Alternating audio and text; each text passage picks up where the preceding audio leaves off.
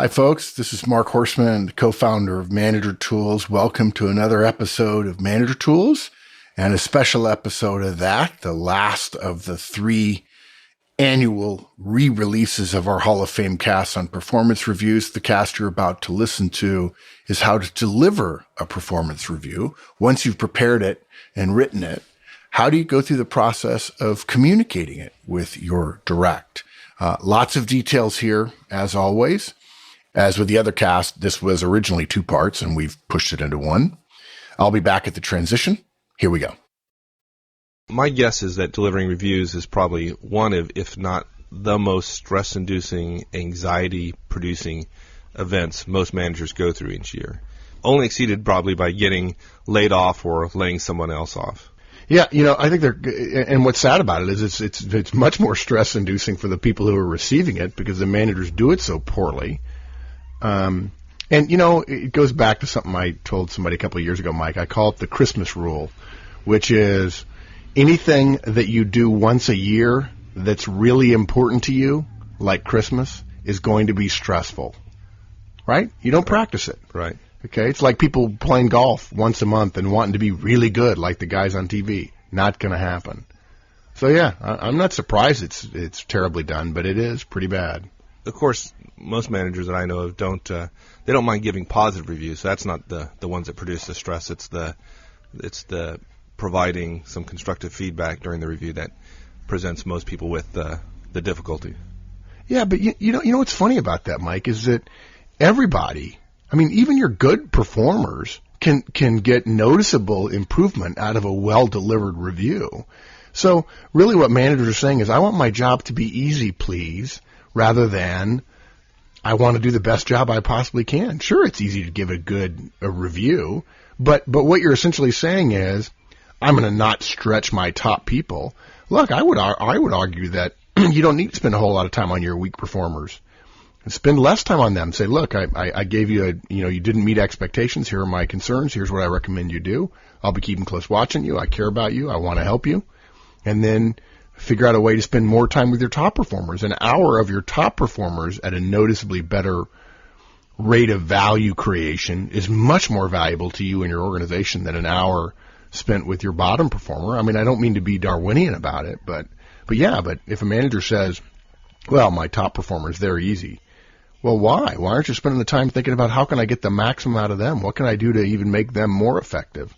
So, right. I think there's a double-edged sword there. Yeah, it all goes back to providing feedback, and we won't go in the feedback model again here, but that providing feedback is difficult for people because they don't have a method and a process for doing so, which we've tried to address in some of our previous podcasts. And as we've been talking about, giving effective performance reviews is no different. If you have a performance management system in place and a method for doing it, it becomes relatively straightforward.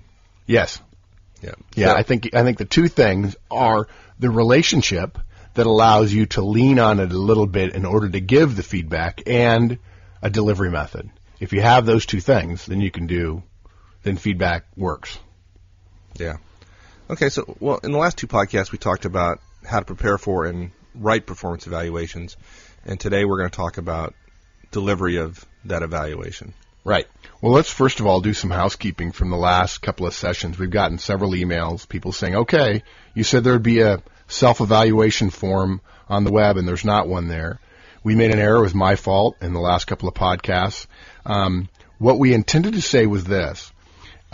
What you give your employee, the ratee, is the annual review form that your firm uses. So that was the form we intended you to give. What we're going to post on the web, by the time you're listening to this podcast, it's already there, is the email that you're going to send out requesting their input on the form, and you can attach the form electronically or put it in their inbox, however you like to do it. So sorry we didn't do that. It wasn't very clear, and that was my fault. I also have to share a quote, my very favorite quote. I meant to do it last time, Mike, about evaluations, and it goes in right to the conversation you and I were just having. The common way of doing annual reviews is like dieting on your birthday and wondering why you're not losing weight. I just love that. It is so perfect. Gosh, I'm fatter this year, but I dieted on my birthday. I didn't have any cake. And that's what people expect. They expect an event to create change, and events do not create change. They create the requisite raw material, if you will, for change, but change happens through a process. It happens over time. It happens with attention and encouragement and regular feedback. So, all right, now that we get the housekeeping out of the way, in our last two podcasts, we talked about how to prepare for and write the performance evaluation. And so now we're going to talk about the dreaded delivery of that evaluation. How do we do that? What are the keys to that, Mark? Well, first thing is, hopefully when people were listening on how to prepare and write the review, it struck our listeners that delivering a review that is professionally done, that you've taken your time and done well with, will be much easier than one that has been thrown together and you don't have your data and you haven't reviewed it and thought about it carefully and so on. And I think an important point to make here, because now we're talking about the event that is generally done so poorly and is hated and dreaded and so on. I think it's important to make this point again, and I'll probably make a couple more times during this podcast, is managing around events as opposed to processes is almost always an ineffective way to manage. It's counter to the basics of management, and it's hard to reproduce. Events tend to be hard to reproduce. They're hard to teach. They're much harder to capture and harder to correct in process as you're moving through them, because they tend to be pretty much reactive rather than proactive. There's no planning around them. So I think it's important that people understand that what we're trying to do is take that event, the delivery of it, and minimize its importance by doing other things throughout the process that makes the delivery almost an aftermath that is easy. And certainly if you've been giving feedback and coaching and you've been giving quarterly reviews, the actual delivery of the final review at the end of the year is not going to be a cataclysmic event. People are going to be used to it. It's going to be boring. And that's what good management is, as we've said before. It's boring. It's anticlimactic. It's not appealing terribly, but it's terribly effective. But okay. We're also going to proceed, just another quick note here, we're going to proceed as if you've already done your prep work and you've written your review. That's what this cast is about, what you do after that. We're not going to assume that you've given quarterly reviews the way managers should, nor do you have necessarily a year's worth of data at your fingertips through one-on-ones and so on. We have assumed here that you have asked each ratee to complete an annual review form as a self-evaluation. And I want to make a point also about, I've got so many points at the start of this thing, Mike, you're probably going to kill me. I want to make a point about using the term ratee. I just put away, I had it on my last trip and I had it on my desk and reread it the night before last. I just put away an article by Peter Drucker called "They're Not Employees, They're People." And so I don't want people to think that we have marginalize the person who's receiving this review as a ratee. We see them as people, believe me. I'm just using ratee to be very specific about the person to whom you're delivering the review. We're not trying to make them one-dimensional. We just use that phrase. We use that nomenclature to be clear about the actors in this little play that we're laying out. Okay? So, there's going to be several things you need to do around the delivery of an annual review, of a performance evaluation. The first is a pre-meeting email. Well, you'll send this out about a week in advance of the delivery meeting. We'll talk about it in a second. The next thing you're going to do is develop your core message, and that's around what is the primary idea that you want the ratee to leave the meeting with. You've also got to do logistical preparation, which is pretty simple by now. There's one thing you've got to do the day before the review. Hopefully some of you know what that is. We've got a list for you of what to bring to the review. There's a recommendation here about how to structure your delivery. There is an effective order to delivering these. We have a specific way we recommend you start in terms of a scripted opening, and it actually has 3 parts. And then we've got some suggestions about how to behave during the meeting. We can't recommend every single scripted step in the meeting because we don't know how your form works.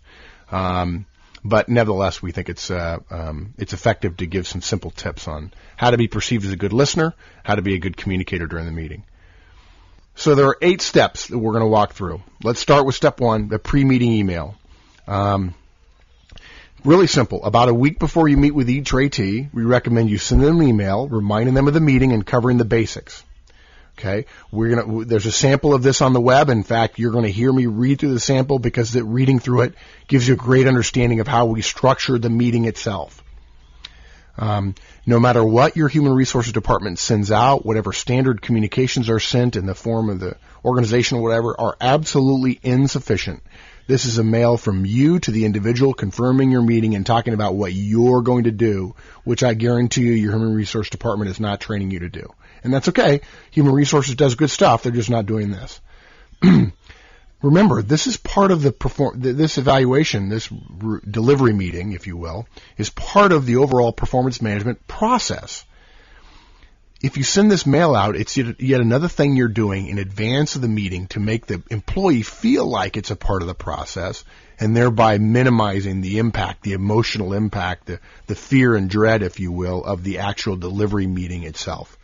It makes it much more about an ongoing effort at individual improvement rather than about me telling you how you did and how much money you're getting next year. Okay, and in this mail, you're just basically going to set the groundwork for the meeting and tell them what's going to happen and why. Here's a simple sample, and again, we're going to post this on the web for everybody. Dear Bob, this is an email. This email is a reminder of our performance management meeting on date at time /at location X. I'm looking forward to sitting down with you and going over your year and talking about what we're going to do next year as well. Between now and then, I encourage you to review your self-evaluation. The day before our meeting, I will be giving you a copy of your review to go over before our meeting. I found that reading something in front of your boss for the first time is no fun at all, and I don't want to do that to you. This will give you a chance to find where we agree and disagree, and to take your time and think clearly about any questions you might have. Your salary information will not be on the copy I give you the night before. And Mike, we just do that just because we don't want people emailing each other. There's something to be said for the privacy of delivering the salary information face-to-face. I found that when we tell managers to put salary information on it in advance, salary information tends to get leaked more easily. It's going to get leaked anyway, but let's reduce the chances it gets leaked. Yeah, makes sense. Next, during our meeting, I'm going to follow a simple pattern that I found works really well. First, I'll go over our agenda. Then I'm going to give you a broad overview of how you performed, giving you first a core message. I'll do my best to summarize your year, if you will, in that core message. Then we'll walk through each part of the review. I'll start with areas that you and I agreed upon, and then move to areas where we disagreed. I found that makes for a little less tension in the meeting. When we've walked through the whole form, we'll discuss compensation changes. If there's time, I'll be happy to discuss the details of how our company administers annual compensation. And if you have any questions, I'll be happy to answer them. If I can't answer them, we'll get you to somebody in HR or finance to do that. Then we'll talk about our goals for next year. These will, of course, be affected by your evaluation, but I'd like you to come prepared to begin a discussion about them. I don't expect us to make it through all of your development planning for next year, but if we do, that's great. We have an hour scheduled. I will not go over that time. I found that if it does take that long, going longer doesn't help. Starting fresh in a second meeting is better. I'll be happy to schedule more time if we don't finish. My goal is always to finish the review of last year, discuss compensation, and again, at least begin talking about goals for next year. I'll finish by reminding you of the core message I began with. Please let me know you've received it and read this mail by replying to it simply. If for some reason you're thinking you may not be able to make this meeting, I encourage you to let me know now. While I urge you not to try to reschedule, if necessary, I may be able to be flexible. If you have any questions about the process, please just ask. Thanks, manager. And one thing I've found, Mike, is if you tell them, if you have any questions at all, please just ask. What happens is people ask about their review. So I've changed that to include, if you have any questions about the process, please just ask. You'll probably still get some questions from people, not about the process, but about their review. Hint, hint, can you tell me how I did? And the answer to that is no, because it's not enough just to tell them. It's important that you get every opportunity to give them an opportunity to improve. And the best way to do that is to maximize it in the meeting itself. Okay. Next step is developing your core message. This is the most important part of this podcast and delivering the review. It's the hardest thing you're going to do, but is absolutely the best. And it's the most overlooked. This is, I suspect that many people listening, after they get done hearing it, will say, wow, that makes it really simple. I feel much better about what I have to do now. it's not necessary that you actually wait until the week before the review to develop it. You could have done it a month ago. It doesn't have to follow the week in advance email we just sent out. However you want to do it is fine. Don't do it at the last minute. You need to think about this. The reason we need a core message is that the meeting you're going to have is the most emotionally charged meeting you can have with an employee whom you're retaining. Okay, they're more scared than they care to admit. You're probably not going to be as good at it as you want to be, so you're going to be a little bit nervous. They're nervous about how much of a raise they're going to get. For many years, I advise managers to just tell employees the salary increase they're going to get immediately, like in the first 2 minutes of the meeting, just to stop the buzzing in the employee's head that seems so widespread until they hear that number anyway. I've since learned that while there is buzzing in their heads before the number, there's buzzing in their heads afterwards, and that buzzing is in the form of calculations about what can I afford and what my take-home will be and those kind of things. All that said, one of Horstman's laws is that if you say something 7 times, half your people will say they heard it once. Because there's so much organizational sandpaper to fight through, it's best to boil any communication you have down to its bare essence and then repeat it over and over and over again. I think Churchill once was asked to give some advice on giving a speech. He says, come up with a good idea and then deliver it with a great whack and then whack it again and then whack it one more time for good measure, something like that. So when it comes to this meeting, you better start with it, flesh it out with details, the core message, and then end with it if you want the ratee to remember anything from this meeting. Their heads are going to be buzzing. You must pick a core message and make sure that you have something you can hang your hat on when they walk out saying, okay, give me back the core message so I know that you got it. It would be a great idea to do that just to make sure everybody's got a clear understanding of how the meeting went rather than, well, I don't remember, but I got a 3% raise. That's not. If people say, well, I don't remember, but I got a 3% raise, you failed in delivering the annual review.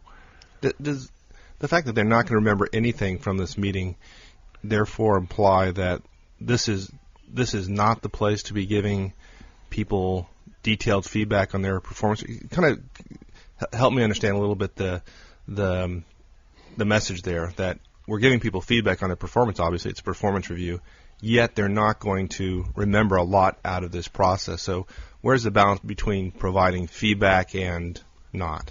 Yeah, great. It's a great question. First of all, you're a manager. You're responsible to give feedback, period. Now's the time where you're giving them feedback. The fact that they're not going to hear all of it doesn't mean that you're off the hook. So let's be clear about that. Secondly, when you actually deliver feedback from the review, most of it's going to be written, and all you're going to be doing is pointing it out. None of this should be a surprise. The first time you do this, if you haven't been using the feedback model and you give them detailed feedback, people's heads are going to spin.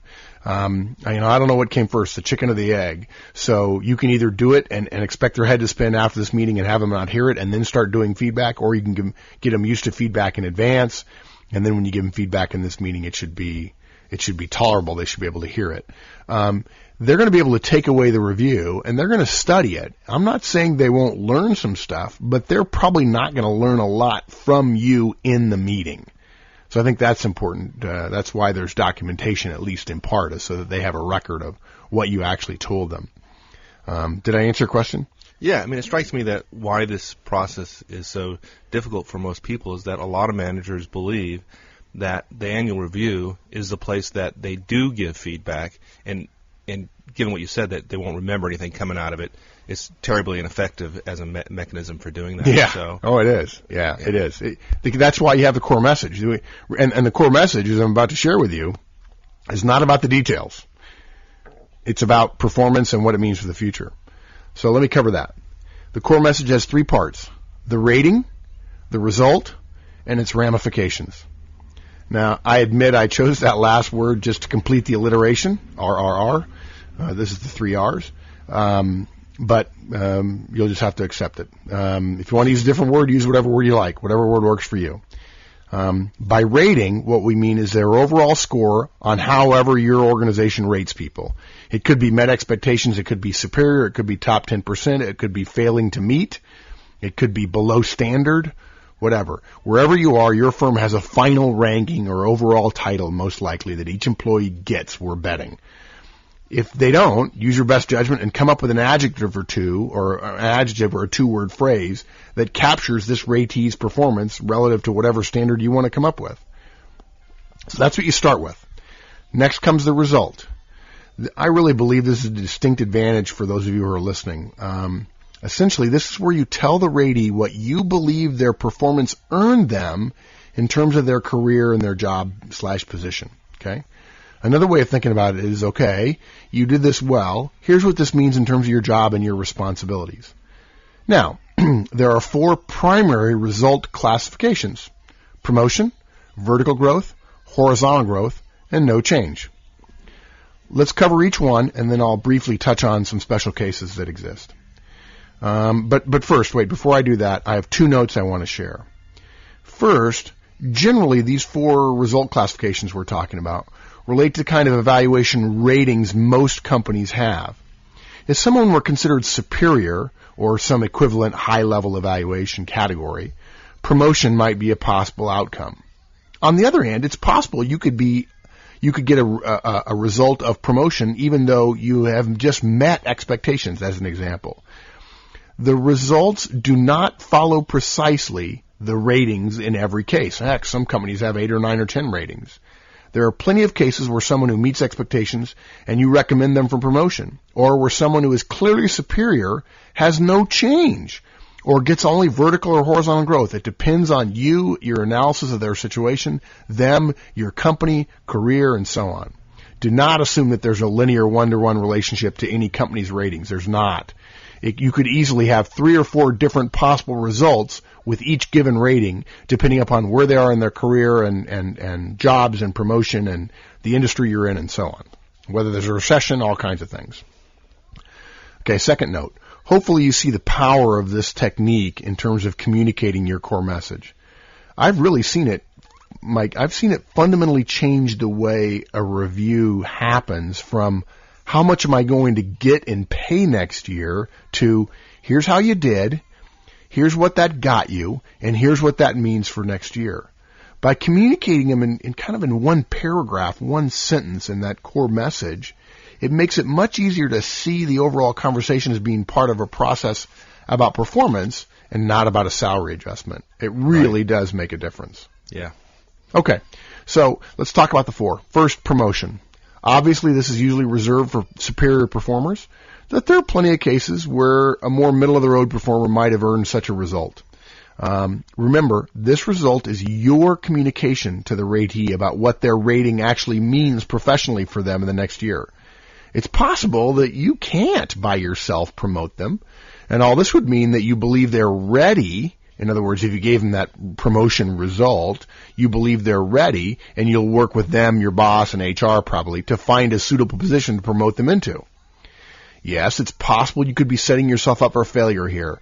There may be no position, your boss may hate you and the ratee and vow never to promote them. Promotion is the rating that requires you to have done, promotion is the result that requires you to have done some homework in advance. Ideally, talk to your HR rep and your own manager about what the opportunities are and how to go about getting your employee what they deserve. And, try to remember that your primary role is to speak not for the ratee, but rather for the organization. You're a manager. There may be great people working for you that deserve a promotion that you know darn well is very unlikely. May be politically possible to give them a promote result and be clear with them about the uphill battle in front of you in terms of making it happen because of politics, because of structure, because of economics, whatever the case might be. And one more thing about promotion. This result doesn't mean you're going to promote this person immediately. You're saying they're ready now or they will be ready during the next year, and you want to be clear with them now that you want to get them promoted during the coming year, and there may be some work you have to do, and the sooner they know that you're planning on doing it, the sooner they're going to help you get there. Yeah, and I think it's a very valuable conversation. I found in the past that once you've had that conversation with somebody, it frees the individual up to then focus on helping you over the course of the next year make the case to the rest of the organization that they're ready to be promoted. Yeah, they behave differently, don't they? They do. Yeah. Absolutely. Yeah, they all of a sudden they get smarter. It's weird. They're willing to take guidance much more easily. They're much more open. They tend to They just tend to be better. It's like the Pygmalion. Yeah. On the other hand, you've got to be pretty clear in your mind that you're committed to making this happen prior to making that statement. Because once you say it, people have an expectation, and I've seen it work the other way, which is the statement's been made, and then 2 years later they're still not promoted, and that results in lots of negative behavior in the future. So it's a strong statement and ought to be considered carefully. Yes. Carefully, yeah. Yeah, deliberately. Yeah. Okay, next, vertical growth. This is a result for somebody who's done their job well, obviously, and you want to give them more responsibilities in the areas they're already working in. Usually this would mean you delegating more work in their area to them versus doing it yourself. In other words, something that you've held on to that they could do, now you're going to give it to them, that was maybe at your level, but now you feel like it could be at their level. It might mean giving them some of your leadership tasks, running meetings or administration or reporting. It depends on the job, of course. But usually this results happen after you've already done some horizontal or broadening growth with a ratee previously. And both vertical and horizontal growth, Mike, obviously are very job dependent. And I generally think that what might be an ideal progression is in the first year somebody does their job well and they get a met expectations, so you give them a no change. And then after a year or two, you think, boy, this person's got their job down. I want to give them more to do, because there's always going to be more to do coming down from the top. And so you grow them horizontally. Then after a year of that or so, you give them some vertical growth. You increase the kind of stuff that they have that has a higher level of visibility. And the last thing is they're ready for promotion. So that's a way to think about changing from, I don't really have anything different for you, just keep doing your job well, into, hey, there's a number of different ways I can come at this person. And if they've been given horizontal growth for a couple of years and you say no change, and they know that other people have been given vertical growth after that, they might see that as, well, I'm doing well, but not as well as my manager might believe I could if I was putting in my best effort. So I'm sorry I got off track there. The next one is horizontal growth. And this is for somebody you want to broaden their responsibilities by giving them additional tasks in areas that they're not presently active. Maybe if your team possesses 5 different types of insurance claims, you'll ask them to learn about an additional one to the 2 they're already working on. Maybe it means asking them to cross-train with another team member on something, or strengthen the team for personnel strains that may come up. It might mean just getting a new employee to the complete portfolio of their job. You start them out in a small subset of it, and gradually over the course of the first couple of years, you give them horizontal growth until they understand the job completely. Again, this is highly job dependent. Again, this is usually the first step on the path to an ultimate promotion, is to broaden somebody's job. And the last one, in terms of the 4 primary ones, is no change. I used to call this classification, this result classification, steady state. And I've changed it to no change because I think steady state suggests that where this ratee is okay. And I think the world has changed enough, Mike, that I want the employee to understand that staying for several years at no change, when the world seems to be spinning ever faster and change is a given and so on, it's probably an untenable position to stake their future on. In fact, in probably the second year of a no change result, I might bluntly tell the employee that one more year is probably all they can afford before they consider broadening their contribution. And yeah, there are exceptions to that rule. I don't mean to suggest this is a dark mark saying 3 years and they're out. This is not an up or out recommendation necessarily. But I think it's okay to say no change. I think there's a positive there. You didn't, you did everything I asked you to do, but there's going to be no change in your responsibilities. If you're thinking you're going to get more to do, I'm not seeing it. You're going to have to do something more to prove that to me. Does that make sense to you, Mike? I mean, yeah, that makes a lot of sense. It's a subtle change, but I've seen some good. I've seen some managers get some good traction with it. Okay, now, what about the other areas? And there are 3 of them: reduce, demote, and terminate. I have found that these are so unique to companies, and we're going to discuss each of these situations later in different podcasts. Usually managers don't wait for an annual review to cover them, or at least we hope they don't wait till the annual review. Reduce simply means reducing somebody's responsibilities. Demoting actually means moving them down the organization. It happens. And then terminate obviously is very clear. So we've covered the ranking and the result. What about ramifications? that third R in the alliteration. Ramifications are really just the broad outlines of what you and the employee are going to do next year based on the result, giving a little bit more details to the result. Now, key point here. You don't necessarily go into the details of ramifications in your initial delivery of the core message when you start off the meeting after you go through the agenda and so on with it. If you figured out what the promotion must be or what specifically must be broadened, of course you state that, okay? If not, you simply identify the need to discuss the ramifications, the results, if you will, further in the planning portion of the evaluation discussion. Again, it's highly dependent upon your organization, but in general, ramifications of a promotion result are discussing what jobs are right for the raidee, what jobs she might be interested in, what career aspirations does he have, which jobs best help get him there, whom do we need to talk to about making it happen, are there relationships we need to foster so that we'll have help from the other side of the table. Ramifications for vertical or horizontal growth are talking about what parts of their job are going to change and how, and considering a timeline and perhaps deliverables around the change. In some cases, you're going to know exactly what you want them to broaden or deepen in terms of their skills, and so you're going to be able to talk about those initially, but you don't necessarily have to. It may change as you engage in a dialogue during the last part of the meeting, where you have a discussion. Okay. Even in the case of a no change result, I recommend you make it clear that you want performance improvement. You can do that. You can say, look, I'd like to see better numbers here or better numbers there. All that said, here's what your core message might sound like. Bob, you did a superior job last year and earned a fully exceeded rating. I feel that means you're ready for vertical growth in your role in the areas of quality control and variability reporting, period. So you had rating, fully exceeded. You had vertical growth, which is a result. And you had ramification, which is quality control and variability reporting are the places you're going to be getting the vertical growth. One final note about core messages. The reason you're doing this is because the employee will not remember everything you want them to from this meeting. So I found it best to just boil it down to one or two key ideas and make sure they get those. It's possible that your organization makes it hard to use this format, but I doubt it. This is you in the meeting itself coming up with a way to deliver a key message in a clearly defined, distinctive way. And there's a simple test to use. Will the raidee be able to repeat your core message 1 month after your meeting? If you're certain they can do that, and you might want to test it as well, then you've had a good meeting. Okay? So that's your core message. That is probably 90% of the value of today's podcast. Okay? Cool.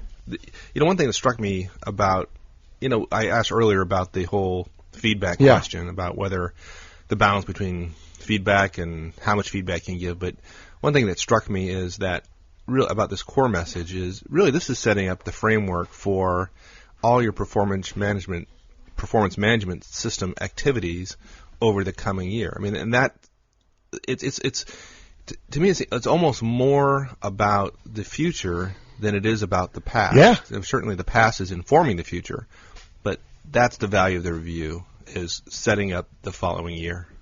Yeah, it does. It fundamentally changes the meeting. Okay, logistical preparation is next. Really pretty simple.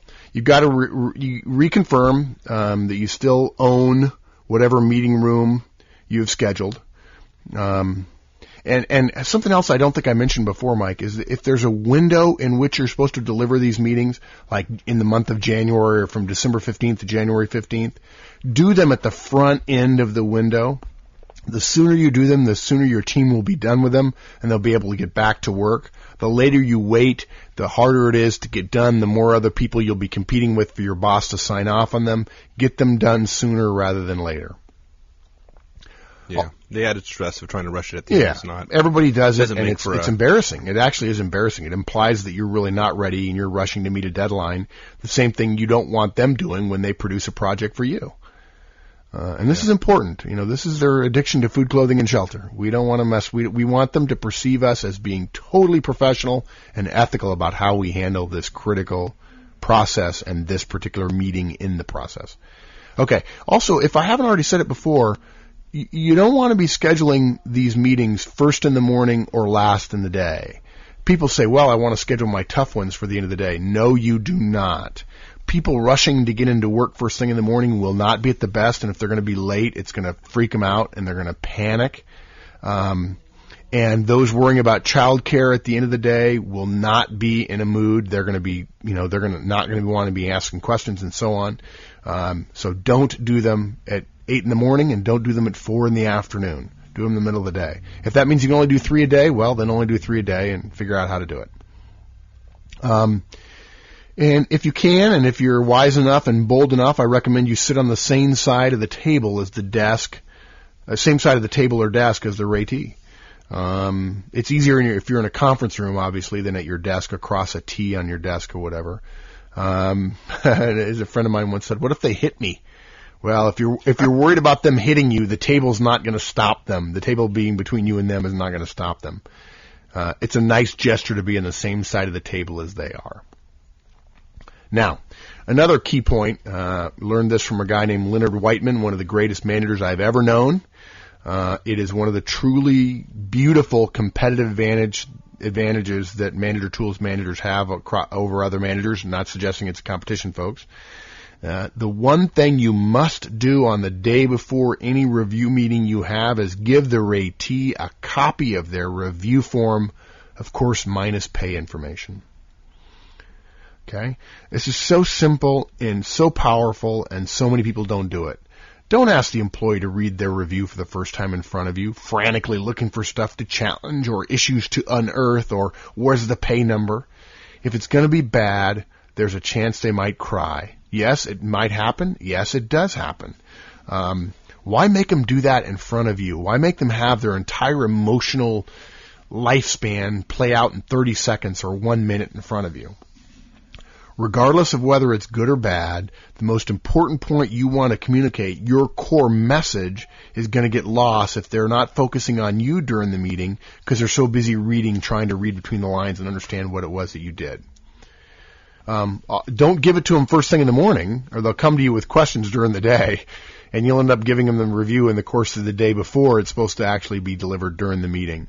End of the day is the ideal time. Go to their desk, hand it to them in a file folder, ask them to wait to read it until they get home, to avoid anybody else looking over their shoulder or them dying to share it with other people, and remind them of when and where you're going to have it tomorrow, have the meeting tomorrow. Simple, that's it. Okay. Yeah, it's interesting because I think some managers actually, God, I hate to say this, but actually will resist giving the review to the employee, the ratee, prior to the meeting, the day before the meeting, because they actually don't feel prepared for the review and are worried about the ratee coming to the review with an agenda. Yeah. Like, it's almost as if they want to surprise the ratee. Yeah, I got to tell you, that is a dirty little secret. You're right. And there are people going, oh my gosh, I know what's going to happen. They're going to come in with questions. Yes, thank God they're going to come with questions. This is not a chance to beat them over the head with a blunt instrument and to keep them from engaging in dialogue. Why not engage them in dialogue? If you've given them a bad review, you want them talking. Now, maybe you think they've got 20 reasons why you're wrong, but if you've done your homework and you come to the meeting with all the things we tell you to come to here in just a second, then you're going to be able to refute any concern that they may have and reinforce all the points that they agree with. Yeah, I suspect there's some listeners right now who would expected this podcast to make giving reviews easy. And in a sense, you're giving folks a process for doing so that eases the burden to give an effective review. But giving an effective review is hard work. There's a lot of work involved in getting prepared for a review. So some people might be actually going like, "Oh man, this is more work." Yeah, well, you know what that goes to, Mike, is that goes to our assumption about management. We believe management is an ethical profession. Okay, brain surgery is hard too. You know, you get paid a lot of money on it. Gosh, I'd like to be a brain surgeon. Well, you got to go through a lot of hard work in order to get there. And then, you get paid a lot, but you earn every dime.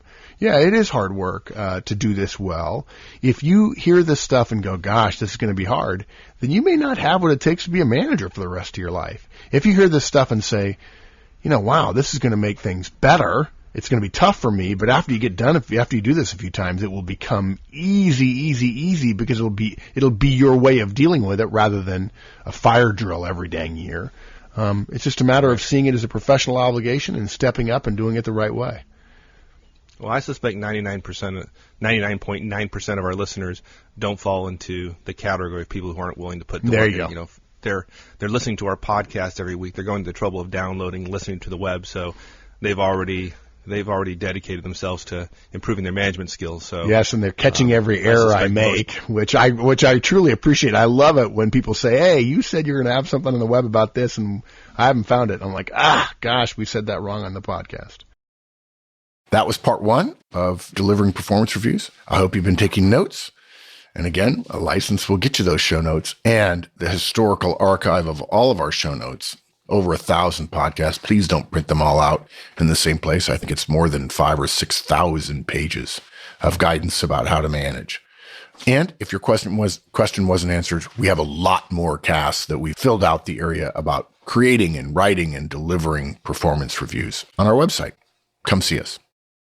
What do you bring to the review? 2 copies of the review form. One for you, one for them. This is the one with the salary information on it, by the way. And the reason for that is they may get up and walk around with it. And if they start asking you questions from the review while they're walking around with it, if you don't have a copy for you, it's going to be awkward. Okay? 2 copies of their self-appraisal. One for you and one for them. They'll forget it. Trust me. Okay? You can compare what they had to what you had. Your supporting materials, which would be a job description, in case you want to go back to it, have it there just in case. Their objectives for the year, any files that you want to have from their work during the year, any work materials from their year, any reports or projects, things like that. Your notes and observations organized. This is you looking through all that stuff, of course, and coming up with further examples beyond what you could have put on the review regarding the areas that you were asked to evaluate them in. All of your weekly one-on-one forms, those are full of information. Any quarterly reviews that you've done so that they can see that there's no surprises. Tissue, it may be emotional, and that's okay. So have tissue. It's a respectful thing to do. If you want it, keep it underneath the table. Put it in a chair next to you underneath the conference room table. That's fine. Put it in a drawer on your desk. That's fine. I don't care. Have it available. Don't make a big deal. No, so you're saying you don't like when people walk in, you don't want to, as they sit down across from you, don't just want to take that box off the chair and just put it right slide it right across and say, "Here you go, table. get started now." No, that's probably not a good idea. In fact, if somebody starts crying, I had somebody once, "What do you do if you start crying?" The first thing you say is, "I'm so sorry, here's some tissue." And you sit quietly. You don't have to say anything, just sit quietly. And if they say, "You know what, I need a minute," say, "It's okay, take a minute." I would encourage you, if you can, to encourage them to take a minute there with you rather than leaving the room, because then who knows when they'll come back. And then you're going to end up probably blowing through your timeline, which you do not want to do. But just address it and say, "You know what, it happens. It's happened to me before. I've gotten emotional in getting a review from my boss in the past, and I totally understand. Take some time." That may be because of good or bad review. It doesn't matter. Water.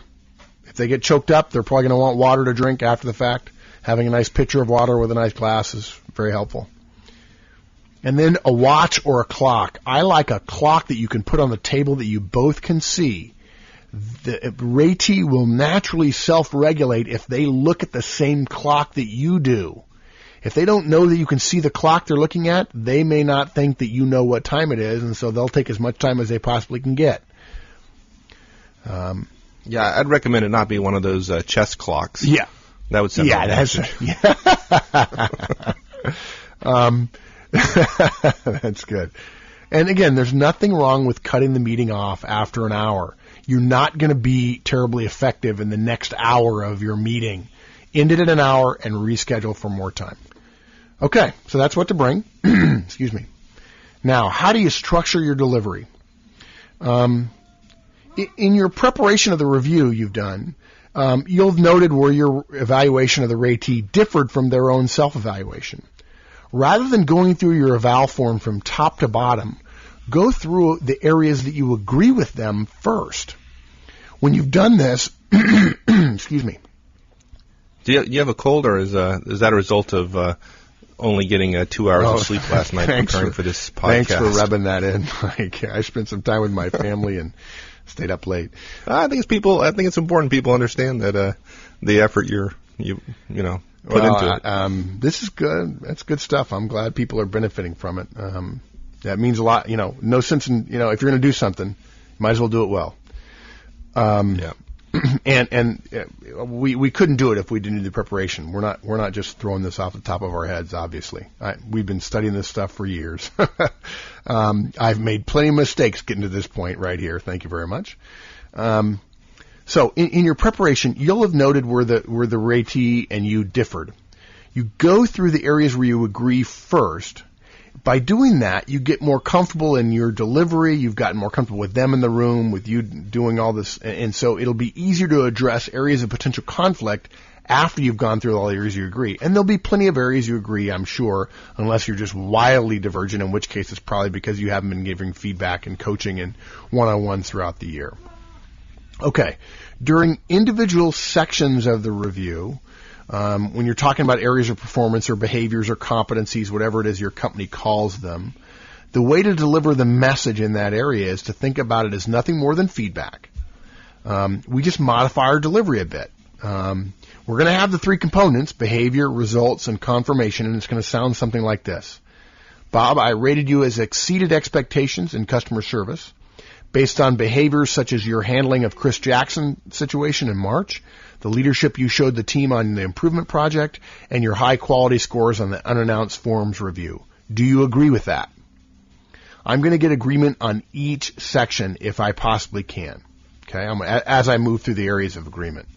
Or I might say, Bob, I've scored you as sometimes met expectations in call processing.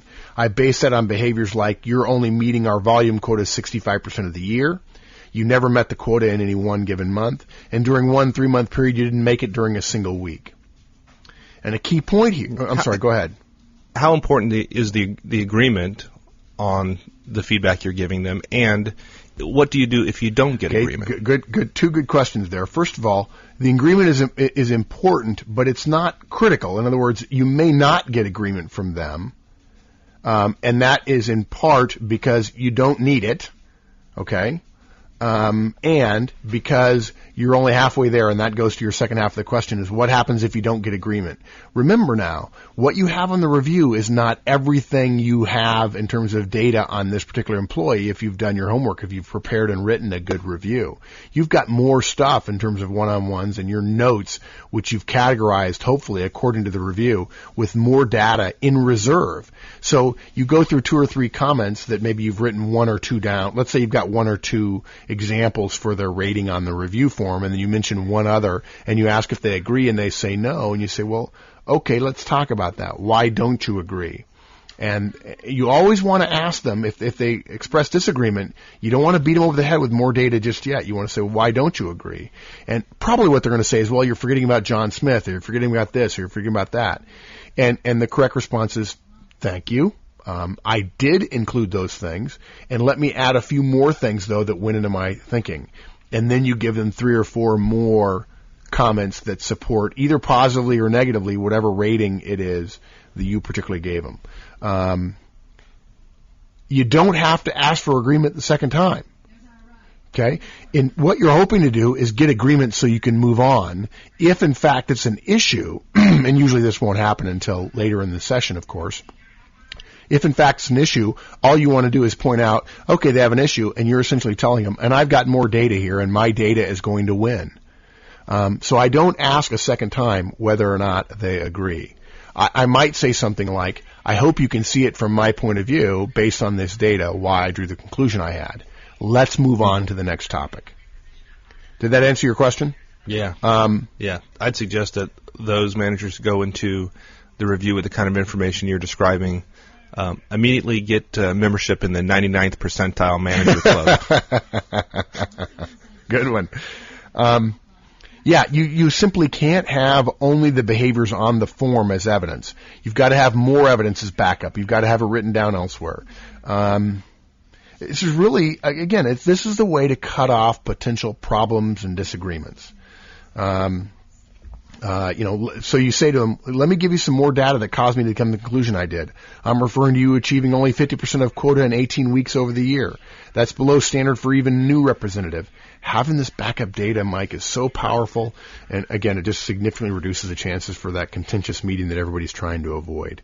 The fact is, your core message and all the work you've done in advance is going to make this meeting go so much smoother than you can possibly imagine. The chances of it being contentious on any one of these issues is not going to be that big a deal. It's not going to be that likely. I don't know how many views you've been in where your manager was this prepared. None. I've been in none, frankly. Zero. Yeah.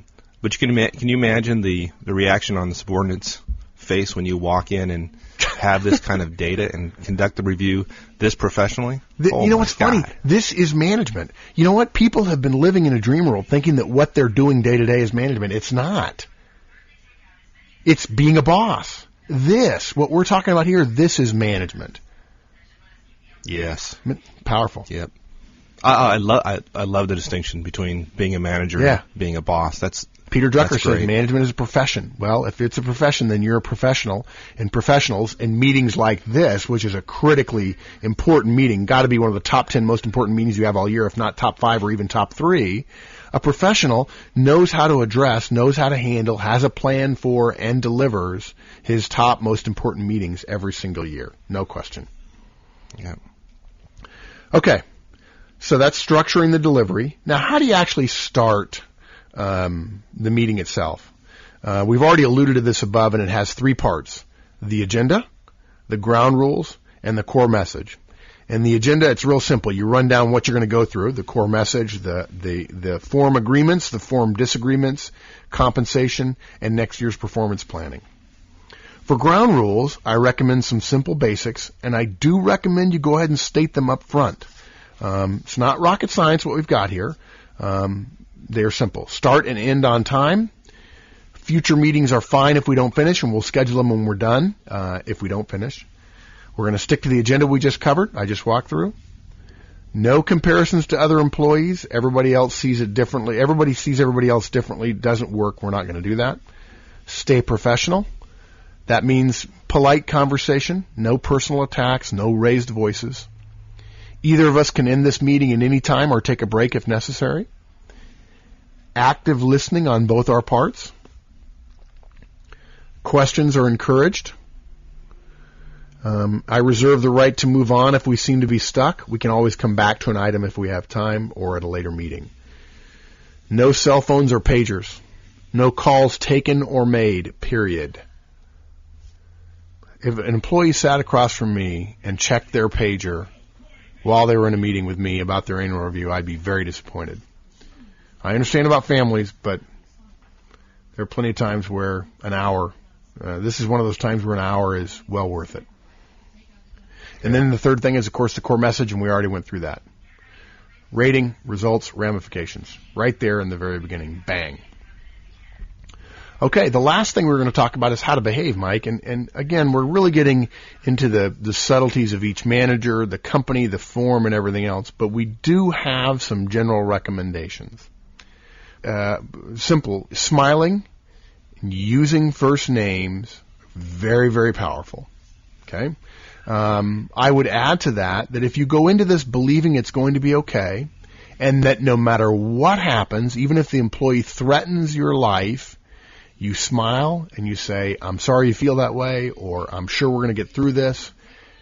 If you stay cool, calm, and collected no matter what, and don't kid yourself, managers, you're responsible for how you feel.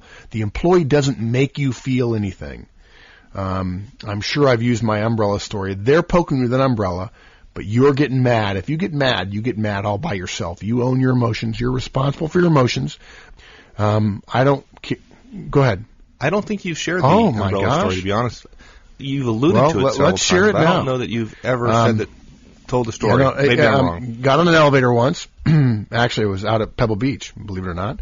Got on an elevator and was going up, and a guy got on after me, and I was actually with a friend of mine, and we were going up in the elevator, and this guy got on after us, and my buddy and I were standing in the back of the elevator, and this guy got on after us and stood in front of us and pushed a button to go up a floor or two, and he turned around, and now his back is to me, and it had been raining outside, and so he had an umbrella underneath his arm. He had a long trench coat on and a hat and so on. And in the course of the elevator going up a couple of floors, he started looking in his pockets for his keys. Well, in doing so, his umbrella started poking me in the chest. Pow, pow, pow, pow. Well, I'm at the back of the elevator, and I got nowhere to go. He doesn't know. It's totally inadvertent. He does not know he's doing this. And I look at my buddy kind of raising my eyebrows like, can you believe this guy? And he's like, hey, I'm kind of glad it's not me. Sorry, buddy. And I'm getting ready to tap this guy on the shoulder to say, hey, man, I don't know if you know this, but you're knocking the crud out of me with your umbrella. And the door opens and he gets off. And I turned to my buddy and I said, man, that guy made me mad. And my buddy said something I'll never forget. He said, no, he didn't. He poked you with an umbrella. You got mad all by yourself. And the point of that is, if the employee screams at you, and I remember there's a movie called Roadhouse that stars, Patrick Swayze. And in it, there's a part where he's coaching the bouncers. He's the cooler in a bar, and he's coaching the bouncers. And one of them says, be nice, no matter what, be nice. And one of them says, what if they call my mother a name? And he looks right back at the guy and says, well, is she? Just because a guy calls your mother a name doesn't mean you get to get mad, even if you're from New York. You're responsible for your emotions. If they get in your face, you stay calm, stay cool, stay collected. If the chances of them taking a swing at you are virtually nil. But if they do that, then you're going to fire them, so it doesn't matter. The chances of that are just trivially unimportant to deal with. But basically, you can go in and say, I'm going to be cool, I'm going to be calm, it's not going to bother me. If they get upset, I'm going to be attentive, I'm going to be kind, and I'm not going to let it rattle me, no matter what. If you need to take a second, that's fine, to put your thoughts together. But okay, so first names, smile, stay cool, calm, and collected. Never, ever interrupt the ratee. In fact, let me take it a step further. If they interrupt you, stop talking immediately. Don't continue talking. Don't make it a war of wills between you and them. If they interrupt you, stop, put your hands down on the table, and listen. And the way you listen is you make great eye contact, and you use active facial expressions in terms of active listening. And yes, there are ways to say and uh-huh, and yes, I agree, or I can understand why you feel that way. In fact, one of my favorite phrases is, I can understand why you feel that way. Privately, I don't agree with you, but I certainly can understand why you feel that way. If an employee says to you, boy, I'm mad, I really feel that you're not giving me a fair rating here. It's completely normal for me to say, I can understand why you feel that way. Gosh, I'd feel that way too. So those are some simple things you can do. I want to give two concepts to put in the back of your mind that will help you diffuse tension if, in fact, it goes there, which, of course, with this process, the chance of you having tension is greatly reduced. The first one I call the medicine ball technique. When someone gets angry at you and they attack you, it's a bit like they're throwing a medicine ball at you. Well, if you know what a medicine ball is, it's a leather thing. It's, bigger than a basketball. It's about the size of a beach ball, and it's filled with sand or something, I don't know, and they weigh like 20 pounds. They're heavy. If you get thrown one, when you catch it, you're going to get knocked back. What I mean by this is that when you get thrown a medicine ball, you don't catch it by sticking a hand out in front of you the way you would with a baseball glove on to catch a ball, and you do it stiff-arming it. When you catch the medicine ball, you put your hands out in front of you like you're cradling a baby, and you catch it and you gather it to your chest, and you actually take a step backwards. When someone attacks you, accept their attack. Confident people are willing to be attacked because they're secure in who they are, what they're doing, and why they're doing it. You don't have to be defensive. You don't have to defend it. You don't have to, when they yell at you, you don't have to yell back at them. Don't do it. Yelling is just wrong. Nothing can be effective that makes you look so stupid. People look stupid when they yell. If you've ever seen a movie where there's no sound and people are yelling at each other, it's hilarious. Their veins on their neck are popping out and their mouth is open so big they could swallow a grapefruit. It looks dumb. Don't yell. The other person yelling is digging their own grave. And let them do it. Okay? You can give them feedback about it if you want at some point during the meeting. Hey, can I give you some feedback? When you yell at me during a review, it makes me less willing to spend more time helping you see what you need to do differently next year. It makes me think that you're not going to be willing to put the extra effort in next year. It makes me think that we really are not going to finish today. What can you do differently going forward from this point? That's powerful feedback in the course of a review. And you can absolutely do it at any time. You can also give them positive feedback if they respond positively and say, boy, I see why you're saying that. You can say, hey, can I give you some feedback? When I give you a point where you can improve and you tell me that you agree with me and you can see how I drew the conclusion I did, it really makes me think you're a professional. It really makes me appreciate that you've got the right attitude about this. It makes me really want to work hard with you to improve that to get you where you want to be in your career with this company or wherever it is you want to go, period. Thank you. Keep it up. That's simple. That's powerful. So think about catching a medicine ball. It's okay to step back. I understand. Sure, I can understand why you feel that way. Gosh, I'm sorry you feel that way. It's okay to say all those things. You don't have to attack back. You don't have to win the war of words at all. It's not a battle. It's not a debate. You're in charge. You're the manager. You're going to win every time. If you know you're going to win, you can smile even when you're being attacked if it's late in the game because you're still going to win. Last thing I want to teach is a sales technique. It's called feel, felt, found. I often use it in conjunction with the medicine ball concept that I just shared. And it goes like this. The employee says something like, I can't believe you do that. I mean, I'm really a good employee here. I don't think you're seeing me fairly, or they're attacking you in some fashion. You use the feel, felt, found technique, and it sounds like this. Gosh, I see how you feel. You're telling me that you feel this particular way. You know what? I felt that way too. When I got a review like this, I was kind of angry that my boss was giving me the short end of the stick, and I really didn't feel like I'd been treated fairly. Here's what I found. It doesn't do any good. It didn't do me any good then. I don't think it's doing you any good now to attack me. I found that it's better to keep our voices level and even keeled and talk about our differences. It's okay to have differences. You know, the definition of conflict is two human beings in the same county. We're going to disagree about some stuff. It's okay. I don't hold you any less for the fact that we disagree. But I understand how you feel, and I felt that way. And what I found is keeping our voices even keeled, being calm and professional about it will tend to lead us toward a resolution rather than raising our voices and being upset at one another. Yeah, I can't help but go through some martial yeah. arts analogies, and that last night at my Taekwondo school, I think we've probably talked about it before, but I'm a partner in a Taekwondo school. We were, testing one of my friends for his second degree. And the analogy, though, is that as you advance in the martial arts, a person attacking you becomes can almost be your best friend. So you accept the attack to put yourself in a position to attack yourself. And in this case, it's similar. I hesitate a little bit with the analogy because this is not a contest in the review. But the sense is you're accepting the medicine ball. You're accepting their statement to put yourself in a position where you can then give them constructive criticism or constructive feedback on how to move forward in a positive manner. Yeah, if you yell back, they're not going to be of a mindset to listen to you, give them managerial guidance.